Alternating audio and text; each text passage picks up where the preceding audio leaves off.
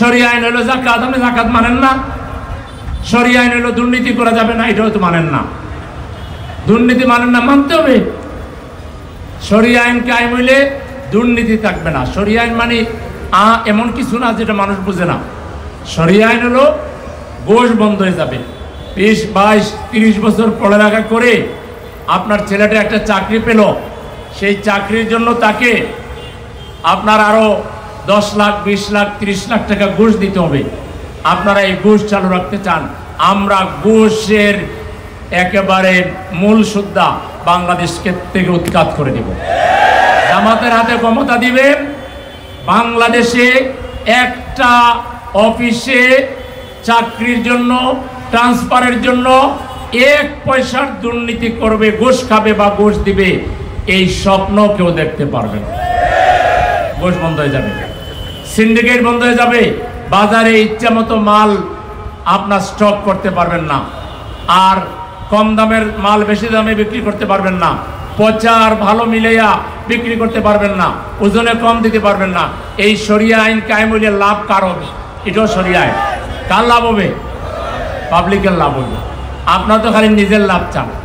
নেতাগো, আপনারা খালি টাকা বানাইবেন, রাস্তার টাকাও খাইবেন, বিভিন্ন প্রজেক্টের টাকা খাইবেন, ইভেন দান বাক্সের টাকাও আপনারা খান, সব জায়গার টাকা আপনারা, টেম্পু স্ট্যান্ডের টাকাও খান। তা আপনারা খালি খাইবেন আর দেশের জনগণ না খেয়ে থাকবে, এটা কি আর চলে? এই রাজনীতি আর চলে? সুতরাং এখন আপনারা যেহেতু দুর্নীতি ছাড়তে পারবেন না, আপনারা যেহেতু ঘুষের ব্যবসা ছাড়তে পারবেন না, আপনারা যেহেতু দর্শনের রাজনীতি ছাড়তে পারবেন না, আপনারা যেহেতু পাথর মারার রাজনীতি ছাড়তে পারবেন না, আপনাদের দলের যেহেতু কোনো প্রশিক্ষণ নাই, আপনারা কিছুদিন রেস্টে যান। আপনারা রেস্টে যান। আমরা 5-10 বছর দেশ চালাইয়া দেখাই জনগণকে দেশ কিভাবে চালাইতে হয়। এই রাস্তায় এসে যদি আপনারাও চলতে পারেন, সামনে আপনারাও চলবেন। অলরেডি দেশের জনগণ এখন বলতেছে যে আমরা সবাইকে দেখেছি, একটা দলকে দেখি নাই, সেটার নাম কি? একটা মার্কাকে দেখি নাই, সেটার নাম কি? হইল স্লোগান, সেটার নাম কি? দাঁড়িপাল্লা মার্কায় ভোট দেওয়ার জন্য মানুষ উন্মুখ হয়ে আছে। এখন আপনাদের মাথা খারাপ হয়ে গেছে, যা খুশি। একবার বলেন পিয়ার বুঝেন না, আরেকবার বলেন সংস্কার বুঝেন না, আরেকবার বলেন আবুল তাবুল যা বলতেছেন, যেগুলো বুঝেন না লিস্ট করে আনেন, আমরা আমাদের পক্ষ থেকে প্রশিক্ষক দিয়ে বুঝাই দেব। বুঝবেন না কেন? রাজনীতি করলে বোঝা লাগবে। পৃথিবীর 91টা দেশে পিয়ার থাকলে আপনারা বুঝেন না, মানেন না, এটা আলাদা কথা। আপনি মনে করতেছেন পিয়ার হইলে আপনার আপনি নতুন করে ফেসিবাদ কায়েম করতে পারবেন না, স্বৈরাচার হইতে পারবেন না। আর 2 মাস পরে পিয়ারের দাবি আপনারা করবেন, আমরা আপনাদের উপরে দায়িত্ব দিয়ে এটা দাবি দেওয়া বাদ দিয়ে দেব। কারণ জনগণ যেভাবে এখন জামাতের পক্ষে অবস্থান নিচ্ছে, এখন আপনাদের অস্তিত্ব টিকে রাখার জন্য আপনাদেরকেই পিয়ার বলা লাগে। আগে তো আপনারা কেয়ারটেকার বুঝতেন না, বুঝতেন? বলতেন পাগল আর শিশু ছাড়া কেয়ারটেকার কেউ বুঝে না। এরপরে তো বুঝলেন, এখন সারা বাংলাদেশ বুঝছে। এখন কেয়ারটেকার বুঝে না বাংলাদেশে এরকম কোনো মানুষ নাই, আছে? সবাই জামাত 50 বছর আগে যেটা বুঝে, আপনারা অনেকে 50 বছর পরে সেটা বুঝে। এখন পিয়ার বুঝতেছেন না, আপনারা আবার কোনোদিন রাস্তায় নামবেন না পিয়ারের জন্য। বড় জোর বিবৃতি দিয়েন, আমরা যদি পাওয়ারে চলে যাই, আমরা যদি জনগণ চায় পিয়ার করে দিব, আর যদি না চায় তাহলে আর পিয়ার হবে না। কিন্তু আপনারা রাস্তায় নামতে পারবেন না, কারণ এখন বিরোধিতা করে আবার কয়েকদিন পরে পিয়ার পিয়ার বলবেন, ওই পিয়ার চলবে না। ঠিক আছে? ওই উর্দু পিয়ারও আর তখন চলবে না। আমরা তো এখন বাংলা পিয়ার বলতেছি, আমরা পিয়ার সিস্টেমের কথা বলতেছি। সুতরাং আপনাদেরকে আমাদের আহ্বান হলো, আসুন গঠনমূলক রাজনীতি করি। সবাই মিলেই আমরা বিগত ফ্যাসিবাদকে বিদায় দিয়েছি। আমরা সবাই মিলে আন্তরিকভাবে চেষ্টা করি দেশটা যেন সামনের দিকে যায়, একটা গঠনমূলক রাজনীতি আমরা করি। আপনাদের ভালো কোনো কর্মসূচি থাকলে সেটা জনগণকে জানান। আমরা আমাদের কর্মসূচি জনগণকে জানাচ্ছি। আমরা বলছি, আমরা যদি ক্ষমতা পাই, শিক্ষা ব্যবস্থাকে আমরা এমন সমন্বিতভাবে গড়ে তুলব যেখানে ছাত্রদের চরিত্র তৈরি হবে, একই সাথে তারা আধুনিক জ্ঞান বিজ্ঞান, আধুনিক যে দুনিয়া, এই দুনিয়ার সাথে তাল মিলাইয়া প্রতিযোগিতায় তারা আগায়া থাকবে। ইন্টারমিডিয়েট পাস করার পরে ছাত্ররা যদি চায় তাহলে হাফ টাইম চাকরিও করবে, হাফ টাইম অর্ধেক সময় উচ্চতর শিক্ষা অর্জন করবে। হাফ টাইম চাকরি করে নিজের বাকি লেখাপড়ার খরচ যোগাবে, মা বাবাকে কিছু টাকা দিবে, আর তার মাস্টার্স কমপ্লিট হওয়ার পরে সে একদিকে সার্টিফিকেট পাবে, অন্যদিকে চাকরি পাবে। আমরা সেই রকম দক্ষতা সম্পন্ন করে ছাত্রদেরকে ছাত্রীদেরকে গড়ে তুলব। আপনারা তো কতগুলো টুকাই বানাইছেন শিক্ষা ব্যবস্থা থেকে। আপনাদের ছাত্র সংগঠনে ছাত্র পাওয়া যায় না, টুকাই পাওয়া যায়। আমরা এমন ছাত্রছাত্রী গঠন করব যারা দেশ পরিচালনার যোগ্যতা অর্জন করবে ইনশাআল্লাহ। আমরা যদি ক্ষমতায় যাই, ইনশাআল্লাহ যাব, তাহলে চিকিৎসা ব্যবস্থাকে ইজি করে দেব, কার্ড বানাই দিব মানুষকে কম দামে। একজন একবার হাসপাতালে গেলে তার যতগুলো বিভাগের চিকিৎসা দরকার সব করে আসবে। দ্বিতীয়বার গেলে তাকে আর ফি দিতে হবে না, কার্ড পাঞ্চ করে দেখা যাবে যেটা আগের রোগী, তার ফলো আপটা আবার দেওয়া হবে। উন্নত বিশ্বের সাথে তাল মিলাইয়া আর মানুষ সিঙ্গাপুর যেতে হবে না, থাইল্যান্ড যেতে হবে না, ভারত যেতে হবে না। এবার ডাক্তার শফিকুর রহমান সাহেব যেরকম এদেশের চিকিৎসকদের উপরে আস্থা রেখে তার বিরাট চিকিৎসা, তার একটা সিভিয়ার অপারেশন, সেটা তিনি দেশে করেছেন। আগামী দিনে এইভাবে প্রত্যেকটা রাজনীতিবিদ, সাধারণ মানুষ বাংলাদেশে চিকিৎসা করবে, তারা কেউ বিদেশ যাবে না। চিকিৎসাকে আমরা সহজ করে দিব, বড় বড় ডাক্তার আমাদের এখান থেকে তৈরি হবে, আমরা সেই রকম ব্যবস্থা করে তুলব ইনশাআল্লাহ। আমরা যদি ক্ষমতায় যাই তাহলে নামাজের এমন একটা সুন্দর অ্যারেঞ্জমেন্ট করব, নর্মালি যে নামাজ পড়ে না সেও নামাজ পড়ার জন্য উদ্বুদ্ধ হবে। চমৎকার পরিবেশ তৈরি করে দিব, দোকানপাট সরকারি বাহিনী পাহারা দিবে, আপনার নামাজ পড়তে আপনার কোনো অসুবিধা না, কারো বাপের সাধ্য হবে না দোকানের ক্যাশ লোড করবে। নামাজের সুন্দর পরিবেশ হলে ইন্নাস সালাতা তানহা আনিল ফাহশাই ওয়াল মুনকার, মানুষের চরিত্র ভালো হয়ে যাবে, দুর্নীতির প্রবণতা কমে যাবে, নির্লজ্জতার প্রবণতা কমে যাবে, মানুষ ভালো হয়ে যাবে।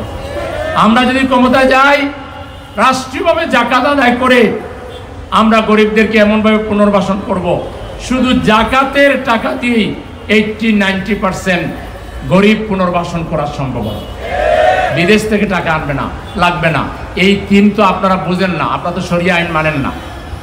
আমরা যদি এই ধরনের এই থানা, বাড্ডা থানা, এখানে যদি 5 কোটি টাকা জাকাত উঠে, তাহলে 5 কোটি টাকা জাকাত নিয়ে এখানে যদি 3000 ফ্যামিলিকে এক বছরে টার্গেট করা হয়, কাউকে 5 লাখ, কাউকে 10 লাখ দিয়ে দোকান করে দেওয়া হলো, কারো মেয়ে বিয়ে দিবে তাকে 5 লাখ দিয়ে দেওয়া হলো, কেউ বিদেশ যাবে তারে 10 লাখ সাহায্য করা হলো। 3000 ফ্যামিলিকে যদি এক বছরে দেওয়া হয়, 5 বছরে 15,000 ফ্যামিলি, এক টানায় 15,000 ফ্যামিলিকে সাহায্য করার পরে আপনি সদকা দেওয়ার মতো গরিবও খুঁজে পাবেন। এর বাইরে আছে আমাদের কাছে কর্জে আছে না ফান্ড, আপনি জাকাত খাইতে চান না, 10 লাখ টাকা নিতে চান, নেন, 10 বছরে 1 লাখ করে দিবেন ফেরত। কোনো কারণ যদি দিতে না পারেন, যেটা দিতে পারবেন এটা মাফ করে দেওয়া হবে। আমাদের কাছে আছে ওসিয়ত ফান্ড, আল্লাহ বলেছেন তোমরা মরবার আগে সব উত্তরাধিকারীদেরকে দিবা না, আমাকে কিছু দিও। ওসিয়ত ফান্ড করা হবে, ওসিয়ত ফান্ডে ব্যাংকের অ্যাকাউন্ট দেওয়া হবে, সব মুসলমান মরবার আগে একটা অংশ রাষ্ট্রীয় ফান্ডে দিবে, এখান থেকে আমরা গরিবদেরকে ইচ্ছা মতো সহযোগিতা করব। গরিব মাইক্রোস্কোপ লাগাইয়া বাংলাদেশে পাওয়া যাবে না। শুধু 5 ইয়ার্স অন চ্যালেঞ্জ, জামাতের হাতে ক্ষমতা দেন, লাইন কেমন সুন্দর আমরা করি, কিভাবে এই যে যানজট দেখেন, এই যে অব্যবস্থাপনা দেখেন, সেবার মান দুর্বল দেখেন, এগুলো কিচ্ছু থাকবে না। দেখেন আমাদের ছাত্ররা, ঢাকা বিশ্ববিদ্যালয়ের নামাজি ছাত্ররা, মেধাবী ছাত্ররা দায়িত্ব পাওয়ার 15 দিনের মাথায় শত শত ফ্যান লাগাই দিচ্ছে, এসি লাগাই দিচ্ছে, তারপরে শাটল বাস, তারপরে হলো চিকিৎসা কেন্দ্র সংস্কার করা। মনে হয় তাদের কাছে আলাদিনের চেরাগ ছিল। দেখছেন কেমনে এই ছাত্ররা, তো এরা আমাদেরই তো ছাত্র, আমাদের কাছ থেকেও তো তারা কিছু জ্ঞান অর্জন করছে, ঠিক কিনা? তো ছাত্ররা যদি এটা পারে, আমরা কি পারবো বুঝতেছেন তো? ইনশাআল্লাহ বাংলাদেশকে আমরা এমন এক বাংলাদেশ বানাবো, সবাই সবাইকে সম্মান করবে, কেউ কাউকে অসম্মান করবে না, অপমান করবে না, কেউ কারো অধিকার হরণ করবে না, কেউ বিপদে পড়লে সবাই এগিয়ে যাবে, আত্মীয়তার বন্ধন মজবুত হবে, প্রতিবেশীর বন্ধন মজবুত হবে। বাংলাদেশটা হবে একটা শান্তির বাংলাদেশ, নিরাপত্তার বাংলাদেশ। নারী এক প্রান্ত থেকে আরেক প্রান্ত সে যাবে, রাতের আধারে যাবে, তার গায়ে হাত তোলার, তার দিকে বাঁকা চোখে তাকাবার মতো কোনো যুবক খুঁজে পাওয়া যাবে না। যুবকরা তখন নারীর ইজ্জতের পাহারাদার হয়ে যাবে। আমরা অন্য ধর্মাবলম্বী যারা এই যে এইবার বাংলাদেশকে ইউনূস সাহেবকে ধন্যবাদ দিতে চাই। এইবার হিন্দু ভাইদের যে ধর্ম পালন হইলো, তারা যে পূজা করলো, কোথাও একটা ঢিল মারার ঘটনা ঘটছে? অথচ হাসিনা 20 বছর ক্ষমতায় ছিল, অন্তত 50টা জায়গায় অঘটন ঘটত। তাইলে বোঝা গেল হিন্দুদের পূজায় যে বিশৃঙ্খলা হতো, এটা ওই সময়ের সরকার করেছে, ঠিক কিনা? বাংলাদেশের জনগণ এটা করে নাই। বাংলাদেশের জনগণ সাম্প্রদায়িক সম্প্রীতিতে বিশ্বাস করে। এইবার যেভাবে অনুদান পেয়েছেন, শৃঙ্খলার সহিত করেছেন, এর চাইতে 5 গুণ বেশি অনুদানও পাবেন, শৃঙ্খলার মধ্যে থাকবেন। কারো কোনো বাপের বেটার মানে ইয়ে হবে না, সাহস হবে না যে আপনাদের কোনো মন্দিরে কিংবা কোনো পূজা পার্বণে যে বাধা দেওয়া। স্বাধীনভাবে প্রত্যেকটা ধর্মের লোকেরা ধর্মকর্ম পালন করবে, প্রত্যেকটা ধর্মের লোকেরা তাদের নাগরিক রাইট তারা ভোগ করবে। এরকম একটা সুন্দর বাংলাদেশ হোক আমরা চাই। কে কে চান দেখি? চাইলেই পাওয়া যাবে, চাইলেই পাওয়া যাবে। এর জন্য রাত নাই দিন নাই, আমাদেরকে পরিশ্রম করতে হবে, কষ্ট করতে হবে, ভোটারদের কাছে যেতে হবে, তাদেরকে আমাদের কর্মসূচি এই যা আমি এখন বললাম যে দুর্নীতিমুক্ত বাংলাদেশ, ঘুষমুক্ত বাংলাদেশ, জাকাত ভিত্তিক দারিদ্র্য বিমোচন কর্মসূচি, এবং আমরা চিকিৎসা ব্যবস্থাকে ফ্রি করে দিব, আমরা শিক্ষাকে উন্নত করব, আমরা যুবকদের কর্মসংস্থান করব। এই কথাগুলো 5 বছরের জন্য মানুষকে বলেন যে একটাবার দল ধর্ম এগুলো ঊর্ধ্বে উঠে আপনারা জামাত ইসলামীকে সমর্থন করেন। জামাত ইসলামী আপনাদেরকে একটা শান্তিপূর্ণ একটা বাংলাদেশ আপনাদেরকে উপহার দেবে। এই কথাটা বোঝাবার জন্য ডেইলি কতজন লোকের কাছে আপনারা যেতে পারবেন বলেন? ডেইলি কতজন লোকের সাথে